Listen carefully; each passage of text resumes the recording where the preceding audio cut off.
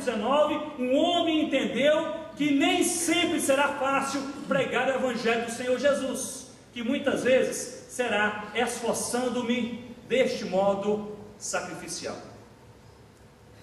Obediência. Adoniran Judson, ele cumpriu o seu chamado porque ele entendia que Deus tem um plano além do horizonte, que Deus tem motivos que nós desconhecemos. Nós não fomos como igreja chamados para entender os planos de Deus, nós fomos chamados tão somente para obedecer. Se Deus lhe deu uma palavra, se Deus lhe colocou um desafio de trabalho na sua igreja local, nesta ou em outra igreja, na sua missão, onde quer que você trabalhe, se Deus lhe chamou para o ministério, não pense duas vezes, não observe o contexto, não meça as oportunidades, cabe apenas a você obedecer. Pregava em Manaus há algum tempo atrás, final de uma conferência missionária. Ali ao final do culto, vários jovens vieram, depois que o culto foi encerrado, vieram querendo conversar comigo, dizendo: Ronaldo, o Senhor nos chamou para a obra missionária. O Senhor falou claramente ao nosso coração que Ele quer nos usar na obra missionária. E havia uma senhora, já com mais de 90 anos de idade, com aquele grupinho. Eu pensei que se tratava da avó de um daqueles adolescentes, que estavam ali alguns adolescentes, alguns jovens. E depois que todos falaram, aquela senhora disse: Pastor Ronaldo, eu estou aqui porque Deus também me chamou para a obra missionária. E Deus fez isso quando eu tinha 15 anos de idade, mas eu não obedeci. Hoje Deus falou no meu coração, e eu investi todos os meus anos, toda a minha vida, toda a minha oportunidade, toda a minha força para juntar dinheiro, comprar casas, para saciar o meu coração, para alegrar a minha alma. Mas hoje eu tenho mais de 90 anos de idade, e eu pergunto: será que é tarde demais? Eu orei com aquela senhora. Meses depois recebi a notícia de uma igreja que possui vários barcos missionários ali em Manaus, dizendo: aquela senhora é uma das melhores evangelistas, ela viaja quase todo final de semana com aquele barco missionário pelo rio Amazonas, subindo e descendo o rio, pregando o evangelho do Senhor Jesus, mais de 90 anos de idade. Porque, queridos, importa nos obedecer. Deus, em tese, Ele não precisa de nós para realizar a sua vontade. Deus, Ele quer nos usar porque Ele nos ama. O chamado missionário não é um peso, é uma grande oportunidade e privilégio. Se Deus lhe chamou para a obra missionária, o Senhor quer ouvir da sua parte apenas uma palavra: sim. Sim.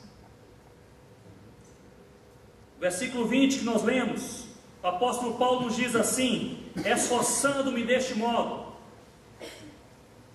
E nós bem entendemos, deste modo sacrificial, por pregar o Evangelho. Agora onde, queridos? Não onde Cristo já fora anunciado. Vamos repetir juntos: não onde Cristo já fora anunciado. Então entendam comigo, a força propulsora da missão é Deus. Vamos memorizar? Qual é a força propulsora da missão? Deus. A motivação humana para a missão é a obediência. Então qual é a motivação humana para a missão? Obediência. A força propulsora é Deus. A motivação humana é a obediência. A prioridade para a pregação do Evangelho está aqui bem declarada no versículo 20: não onde Cristo já fora anunciado. Isso pode ser perto, isso pode ser longe, isso pode ser do outro lado da sua rua, isso pode ser do outro lado do mundo. Na verdade, não existe no Novo Testamento nenhum chamado geográfico. Pessoas não são chamadas para a Índia nem para a China, são direcionadas por Deus para a Índia ou para a China. E a direção de Deus muda, porque aquele a quem Deus direciona para a Índia e para a China, depois de alguns anos Deus pode direcionar para São Paulo e Curitiba. Porém, o chamado de Deus é ministerial. E Deus chama alguns, segundo Efésios 4, para apóstolos, plantadores de igrejas, para profetas, para pastores, para mestres, para evangelistas. E Deus chama pessoas com um ministério específico, ou mais de um ministério. E essas pessoas vão desenvolver esse ministério onde quer que estejam. Se eles servirem a Deus na China, irão plantar igrejas na China, se são plantadores de igrejas. Se eles forem para São Paulo, irão plantar igrejas em São Paulo, se Deus os chamou para isso. E aqui, queridos, nós percebemos então que o Senhor, aqui no versículo 20, enfatiza, e o apóstolo Paulo é usado por Deus para deixar isso bem claro, que a prioridade é não onde Cristo já fora anunciado. Não há no Novo Testamento essa divisão tão clara entre missões nacionais e transculturais.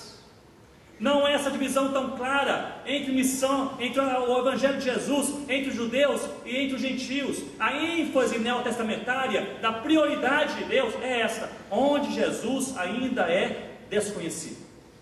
Isso pode ser na sua rua, isso pode ser em Curitiba, isso pode ser na Amazônia, na África, isso pode ser do outro lado do mundo. A prioridade da igreja é observar onde Jesus ainda não foi anunciado. Querido, segundo a ONU, acerca num fórum especial para alfabetização social, realizada 2 anos atrás, foi constatado que há pelo menos 1 bilhão de pessoas que não sabem ler e escrever em todo o mundo. Ou seja, se nós tivéssemos a Bíblia traduzida para todas as línguas da terra, ainda assim nós teríamos cerca de 1 bilhão de pessoas sem acesso à palavra de Deus, porque não sabem ler e escrever. Ainda hoje, em nossos dias, 2.227 povos que não têm nada do Evangelho do Senhor Jesus. Depois de 2.000 anos de cristianismo, ainda mais de 2.000 povos que nada sabem do Evangelho do Senhor Jesus. Apenas numa das regiões, nós trabalhamos em 7 regiões da Amazônia, apenas em uma das regiões da Amazônia, noroeste amazônico, nós constatamos ali 248 aldeias indígenas sem nada do Evangelho do Senhor Jesus, em uma das 7 regiões onde nós trabalhamos. Há mais de 100 tribos indígenas brasileiras em nosso país. Aqui em nosso país, não é na Colômbia, não no Equador, mas no Brasil, que não tem nada do Evangelho do Senhor Jesus. Além destas, ainda mais de 50 etnias brasileiras que são consideradas isoladas, sobre as quais pouco se sabe, certamente também não tem o Evangelho do Senhor Jesus. Mais de 150 etnias em nosso país que nada tem do Evangelho de Cristo. Há no Brasil hoje, queridos, mais de 500 mil de ciganos que nunca ouviram o Evangelho do Senhor Jesus face a face, em nosso país. Há em todo o mundo mais de 3.500 línguas e dialetos que não tem sequer João 3,16 traduzido para o seu idioma. Mais de 3.500 línguas e dialetos que não tem nada da palavra de Deus. Muitas dessas línguas e dialetos são ainda línguas ágrafas que não tem sequer a escrita. Conheço tribos africanas na região de Burkina Faso, em que ali se aprende a escrever e ler o árabe devido à influência islâmica, mas eles possuem e falam línguas ainda ágrafas. Não sabem ler e escrever a própria língua materna, mas aprendem a ler e escrever o árabe para poderem ler o Corão e poderem então ser considerados islâmicos. Há um desafio tremendo perto de nós. Há um desafio tremendo longe de nós. Uma oração que eu considero talvez uma das mais perigosas, uma das mais arriscadas, mas também mais abençoadas é essa: Senhor, eu quero ser usado por Ti. Abre os meus olhos para que eu veja aqueles que estão perto, aqueles que estão longe, que não conhecem o Senhor Jesus. E queridos, uma coisa que eu tenho uma convicção claríssima em meu coração é que Deus responde as orações. E talvez este seja o maior risco da oração, é que Deus responde as orações. Muitas vezes oramos dizendo: Deus, levanta trabalhadores para a tua seara, e Deus responde. Mas Deus não levanta aquele desconhecido da outra igreja, Deus levanta o seu filho, Deus levanta o seu neto, ou Deus levanta o seu marido e você vai junto. Deus levanta trabalhadores para a tua seara. Deus responde as orações. Deus abre os nossos olhos para que vejamos. Queridos, olhem bem para mim nesse momento. a vida passa rapidamente, não é verdade?